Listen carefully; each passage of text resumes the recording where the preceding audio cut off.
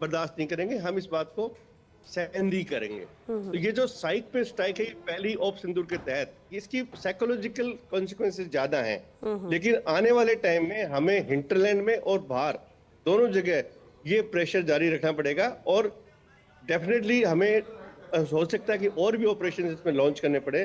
पाकिस्तान का रिएक्शन मेरे हिसाब से नहीं लगता कि कोई बहुत ज्यादा रेस्पॉन्सिव होगा, क्योंकि वो हर लेवल पे अपने आप को डाउन महसूस कर रहे हैं। इंटरनली भी उनकी हालत खराब है, इकोनॉमिकली उनकी हालत खराब है, अंतर्राष्ट्रीय सपोर्ट मिल नहीं रहा है, तो उनके पास में कोई जवाब नहीं है कि क्या सोच के हम जवाब दें। भाई आपकी एयर स्पेस को इसलिए वायलेट, आपके इलाके में इसलिए हमला किया गया कि आपने जाके पहले लगातार शुरुआत नहीं लगातार कर रहे हैं, और आपने पहलगाम के मामले में तो हद कर दी थी। तो मुझे लगता है कि ये ऑपरेशंस आगे हो सकता है ऑफ सिंदूर का 1-2 दिन में एंड डिक्लेयर हो सकता हो, लेकिन आने वाले टाइम में हमें ये हर हालत में कंटिन्यूअसली कोई न कोई ऑपरेशन इनके खिलाफ करना पड़ेगा, जो इनको लगातार एक मैसेज देता रहे और इनकी साइक को अटैक करता रहे। और सर आपने कहा कि प्रेशर बना रहना चाहिए, इसलिए भी ये जरूरी है।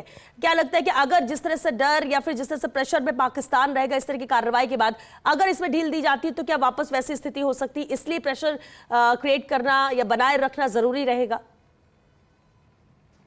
देखो, अगर आप हिस्टोरिकली देखते हो पाकिस्तान को, तो उसकी हरकतों से बाज आना बहुत मुश्किल कहा जा सकता है। लेकिन अभी जो हालात में वो शायद पहले के हालातों से थोड़े ज्यादा मीनिंगफुल हैं, थोड़े ज्यादा रिजल्ट ओरिएंटेड हैं। तो शायद कई दिनों तक और कई महीनों सालों तक तो पाकिस्तान की हिम्मत नहीं होनी चाहिए।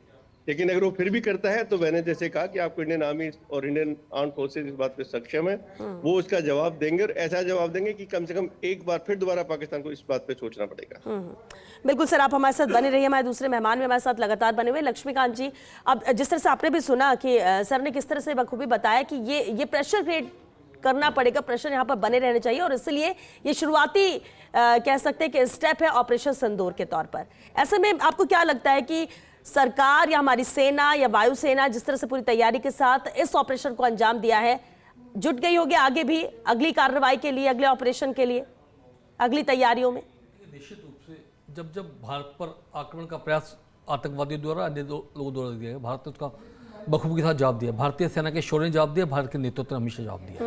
मैं इसी तौर पर मानना है कि जिस प्रकार की पुलवामा की घटना रही हो या पहलगाम की घटना रही हो या अन्य घटनाएं रही हो, जिस प्रकार सक्षम नेतृत्व के साथ माननीय मोदी जी के समय जिस प्रकार जवाब दिया गया है, मैं समझता हूँ आतंकवाद के खिलाफ एक बड़ी लड़ाई लड़ने का साहस भारत की सेनाओं ने, भारत के नेतृत्व ने उठाया। ये आगे भी चलेगा, निश्चित रूप से चलेगा, इसमें कोई अतिशयोक्ति नहीं। आज मैं अभी सभी माननीय केजरीवाल साहब का, माननीय राहुल जी का, माननीय खड़गे साहब का, सभी का ट्वीट देख रहा था। मुझे लगता है कि आज संपूर्ण भारत एक साथ खड़ा है इस आतंकवाद की लड़ाई के खिलाफ। 140 करोड़ भारतीय एक साथ खड़े हैं, ये बहुत बड़ी बात है।